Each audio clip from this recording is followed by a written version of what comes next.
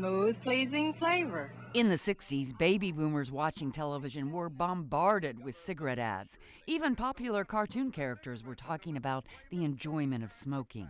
Winston's got that filter blend. Yeah, Fred. In 1971, federal law banned cigarette advertising on TV.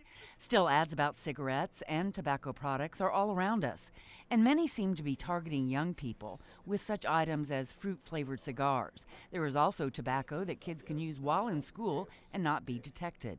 Camel, they have a product called Snooze, and it's actually like a tea bag, and you can just put it between the gum and the lip, and it's you don't have to spit with that product. It's a form of smokeless tobacco. Brittany Hodges is a youth coordinator for Oklahoma County's SWAT program, which stands for Students Working Against Tobacco. Keith Reed is the director of the Center for the Advancement of Wellness for the Oklahoma State Department of Health. The tobacco industry is working to recruit replacement smokers. We know that if an individual uses tobacco the way it's designed, 1 out of 3 will die from that use. So for the tobacco industry, it's important that they replace those users. They use slogans that are more youth-centered, such as air guitar friendly. So that's not something that an older person is going to really identify with. Hodges currently supervises 4 SWAT groups. SWAT's purpose is to expose the lies of the tobacco industry. And so we really educate the youth to know that they're really targeted by the industry as replacement smokers. The State Health Department spent $100,000 in the last year to revamp and kickstart the 10-year-old SWAT program, which has waxed and waned over the years.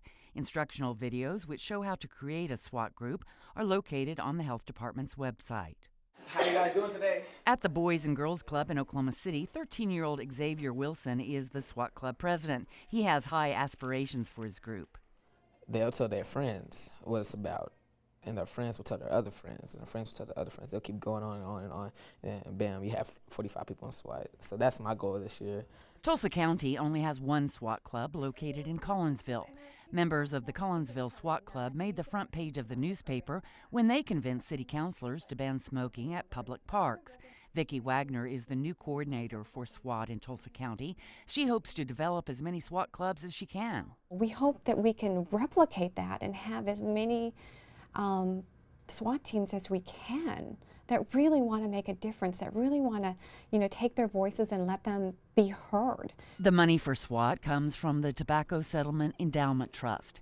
It was established in 2000 after Oklahoma settled a lawsuit with the tobacco industry to recover tax dollars lost treating smoking-related illnesses. In this fiscal year, Oklahoma distributed $6.2 million to communities across the state to reduce tobacco use.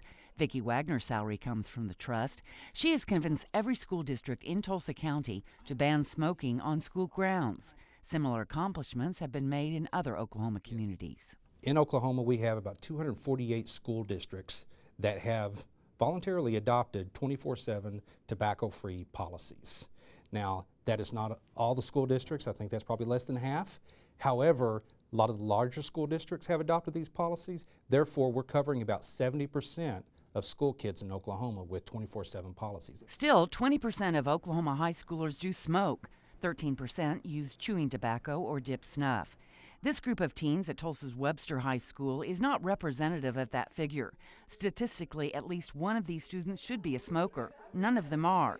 Still, they see a lot of kids with cigarettes. Teen smoking is very frequent nowadays. I mean, you see 13-year-olds, for Christ's sake, smoking. I do have friends that smoke, and a lot of the ones who do smoke, parents really don't care what they do. Obviously, you must have friends that smoke. Yes. What percentage of your friends smoke, do you think? Well, I work with everybody who's over 18, and almost all of them smoke, so about a good 70% of them.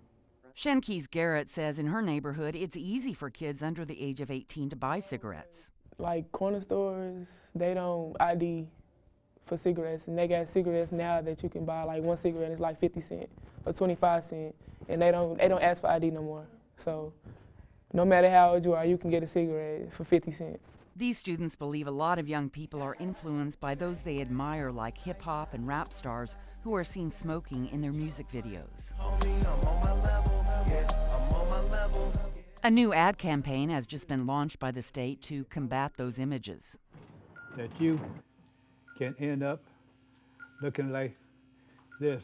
But these teens believe more needs to be done to educate students in the classroom about the hazards of smoking. They don't really say anything. The school doesn't really educate you on smoking and what it can do to you. I play basketball, and we go to like clinics and things like that, and they teach you like how smoking and all that can harm your body as an athlete. But just learning it in school, they don't really say anything about it. Shankees believes a smokeless society is what is needed, but she doesn't think that will be possible. I think it should be illegal. You think so? Honestly. You think smoking tobacco should be illegal? Yep. Do you think that'll happen in your lifetime? I don't think it'll happen. Why? Because they're making too much money off of it.